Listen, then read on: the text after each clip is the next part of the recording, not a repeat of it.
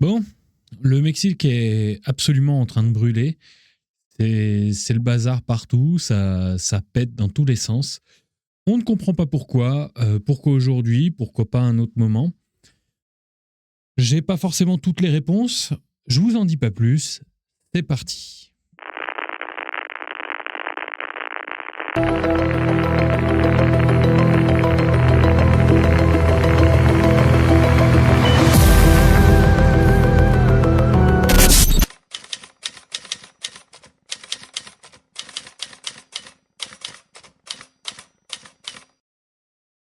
Alors, j'ai recherché qui était le président ou la présidente du Mexique.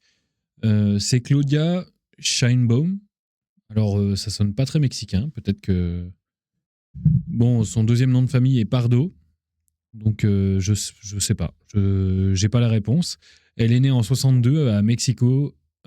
C'est une scientifique, une femme d'État mexicaine, présidente du Mexique depuis le 1er octobre 2024.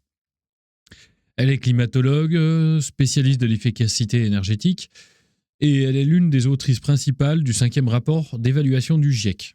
Autant vous dire que la suite ne sera pas étonnante.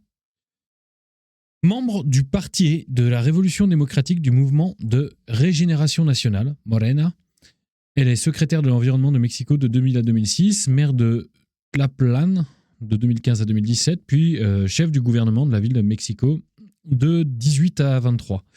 Candidate du Morena et de la coalition Continuons de faire l'histoire, formée en 2017, elle remporte l'élection présidentielle de 2024, qui en fait la première femme élue présidente dans l'histoire du Mexique. Et là, si on regarde, c'est un parti plutôt de gauche, écologiste. Récapitulons ce qui s'est passé au Mexique. Donc, chaos, panique, militaires tués, incendies, scènes de guerre dans des centaines de villes après la mort de El Mencho, chef du cartel CJNG et criminel le plus puissant du pays, tué par l'armée. Ça a été rédigé donc le 22/02/2026 à 23h06. Donc il était le criminel le plus puissant du pays depuis la chute d'El Chapo, le patron du cartel de Sinaloa, Nemesio Oseguera Cervantes, dit El Mencho, baron de la drogue et du chef du cartel Jalisco Nouvelle Génération. C'est francisé. Donc, cartel Jalisco Nouvelle Génération a été tué lors d'une opération militaire au Mexique. Rapportent plusieurs médias mexicains ce dimanche 22 février, dont El Universal, qui est l'équivalent du Monde au Mexique. Une information confirmée par le gouvernement du pays. El Mencho était l'un des hommes les plus recherchés par le FBI, qui offrait jusqu'à 15 millions de dollars pour sa capture. Son gang criminel avait été placé par le président américain Donald Trump sur une liste d'organisations dites terroristes. Donc il y avait 15 millions de dollars voilà, pour El Mencho. Ça, c'est un truc mondial. Bon, voilà.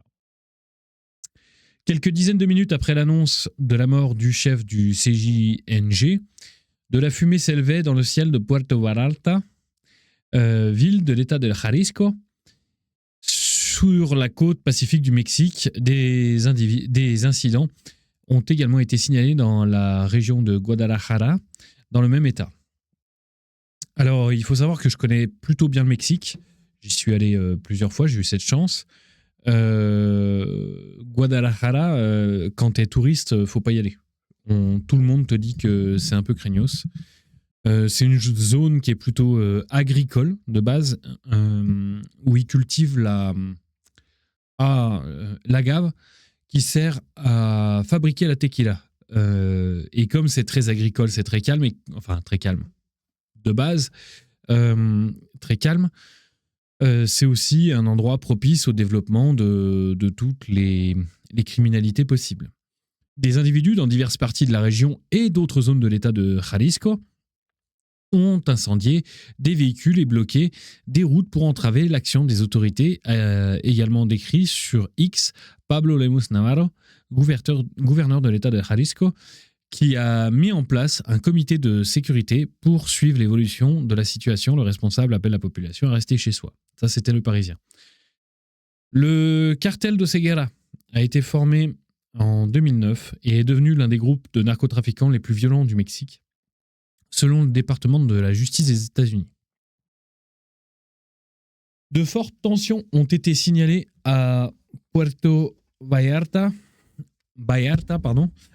après l'annonce de la mort de Nemesio Oseguera Cervantes, dit El Mencho, chef du cartel de la nouvelle génération de Jalisco.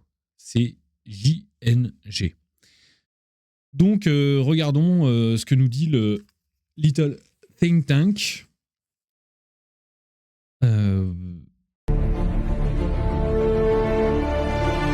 Oh, je peux pas vous mettre la musique. Donc, on voit que ça flambe. Hein. Ça flambe, il y a des tensions. Tiens, on peut regarder où est Puerto Vallarta. Puerto Vallarta. Alors, c'est joli comme ça. Hein. Mais en fait, si on dézoome, on voit que c'est sur la côte pacifique et qu'on est pas loin de Guadalajara, comme je le disais, et pas loin de là où a été assassiné le chef du cartel. Je crois que c'est dans cette zone-là. Voilà. Alors le Mexique, c'est immense, hein. On ne se rend pas compte, nous, en France. Mais voilà. Mexico est dans cette zone-là. Cancun est dans la zone qu'on ne voit pas, évidemment. Je vais réussir à dézoomer assez. Voilà, il y a Cancun. Mexico, je l'ai situé beaucoup trop, il est là. Enfin, elle est là, c'est une ville. Et Puerto Vallarta. Bref. Voilà, ça flambe vraiment de partout. Voilà, ça craint, c'est horrible. Les gens vivent dans l'insécurité. Bref. Vous avez compris un petit peu l'idée. Il y a des scènes de panique signalées à l'aéroport de Guadalajara, dans l'état de Jalisco, alors que des affrontements ont éclaté entre le cartel et les forces de sécurité mexicaines. Pourquoi américaines ? Aucun lien. Enfin, aucun lien. Hein ? Ouais. Bon, je vais vous le dire tout de suite, mais c'est quand même assez bizarre que Trump veut lutter contre la drogue. La présidente, elle, est plutôt de gauche, écologiste. Pourquoi maintenant ? Pourquoi aujourd'hui ? Je pense que Trump a dit...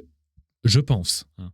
Trump a dit, soit tu t'en occupes, soit c'est moi qui m'en occupe. Et elle ne voulait pas subir l'humiliation que Maduro a subie. Voilà. Donc voilà, des scènes de panique. Ils vont nous les montrer. Dans l'état de Jalisco, ok. Bref. Est-ce que ça s'ouvre ? Non, c'est beaucoup trop long. Allez, montre-nous. Mira.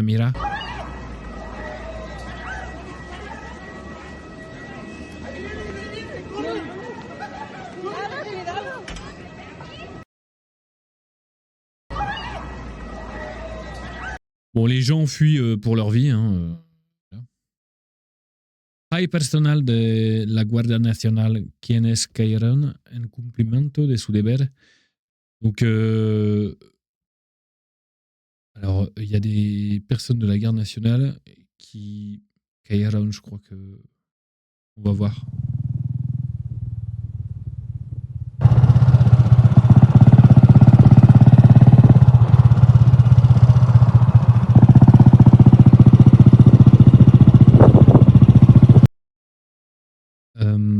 Je sais pas ce que signifie cayeron.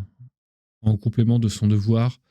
Bref, je vais pas me lancer dans une traduction que je maîtrise pas.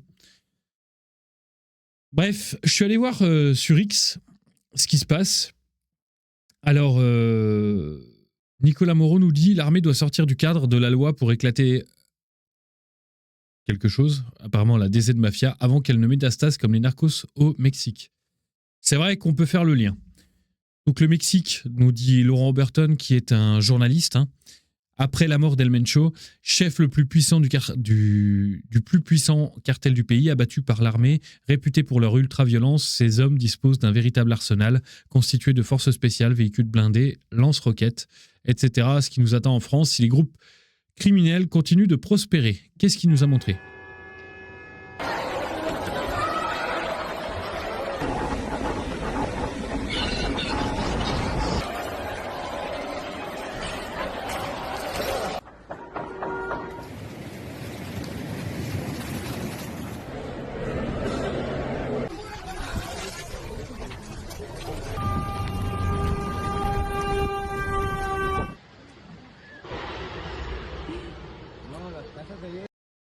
Voilà, vous avez un résumé rapide. Hein.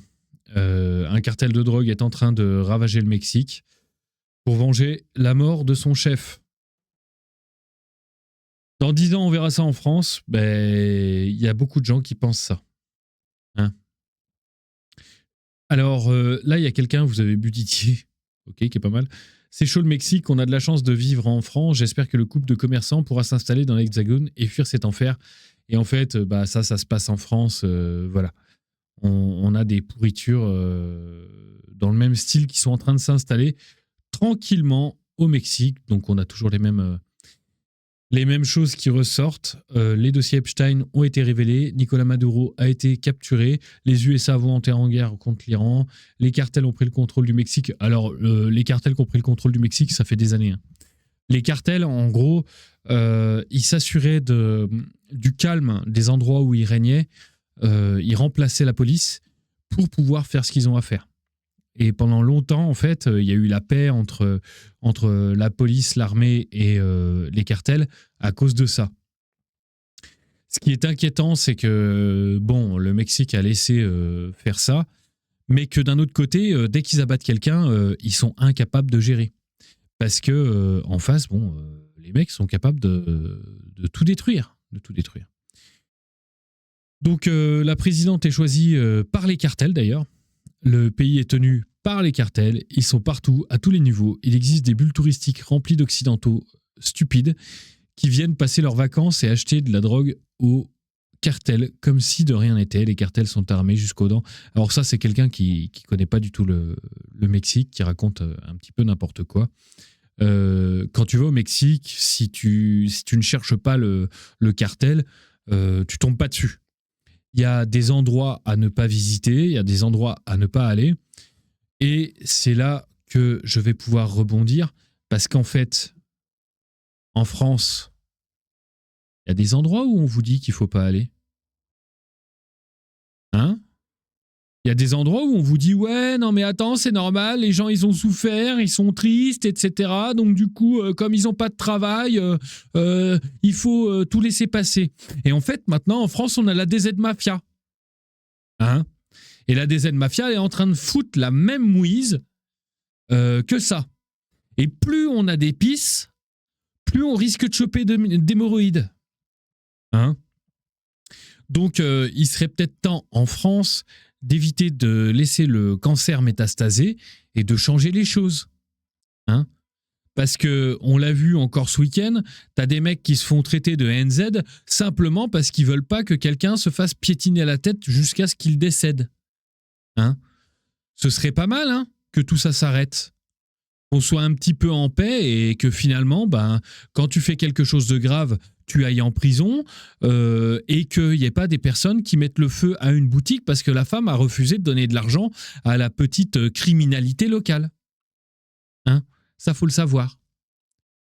Bref, j'ai envoyé quelques mails, quelques messages au Mexique pour en savoir plus un petit peu, pour savoir ce qui se passe un peu partout, notamment à Cancun, parce que j'ai des contacts là-bas. Pour l'instant, j'ai pas de réponse, mais je pense qu'il y a le décalage horaire. Si j'en sais plus, je vous ferai une vidéo. En attendant, je vous souhaite une très belle soirée, une très belle journée ou une très belle nuit, en fonction de quand est-ce que vous regardez cette vidéo. C'était le Veilleur pour Bruit Résiduel. Ciao.